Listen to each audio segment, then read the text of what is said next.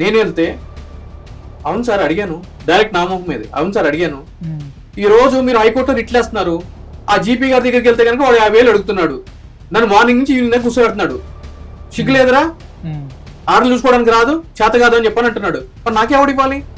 మీరు పోయి ఆ జీపీ గారితో మాట్లాడండి. ఇదే టోన్ తోటి.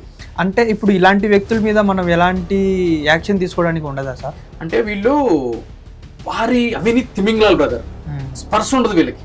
మనం కోర్టుల ద్వారా ఏ వెళ్ళినా కూడా కోర్టులకు ఉండేటువంటి బర్డెన్స్, ఇప్పుడు కోర్టులు కూడా చట్టపరంగా ఏదైతే ఉందో ఆర్డర్స్ ఇస్తాయి, అది చేయకపోతే కంటెంప్ట్ అని చెప్పని అంటాం, అంటే కోర్టు ధిక్కరణ చర్య. సో ఆల్రెడీ వేస్తాము. వీళ్ళ ఇంటెన్షన్ ఏముంటుంది అంటే కనుక అది వచ్చినప్పుడు సంగతి చూసుకుందాం. కోర్టులు తినుంటారు కదా, భారీ అవినీతికి పాల్పడి ఉంటారు, మేనేజింగ్ ఎక్కడికక్కడ అధికారులు మేనేజ్ చేయడం. ఇప్పుడు అంటున్నాడు కదా జీపీకి నేను 50,000 ఇచ్చిన, వాళ్ళకి 50,000 ఇచ్చిన అని చెప్పని. మరి ఈ విధంగా డబ్బులు దేనికి ఇస్తున్నాడు? మేనేజ్ చేయడానికి, పీకల్లాగా తినడానికి. దీనివల్ల ఏం జరుగుతుంది?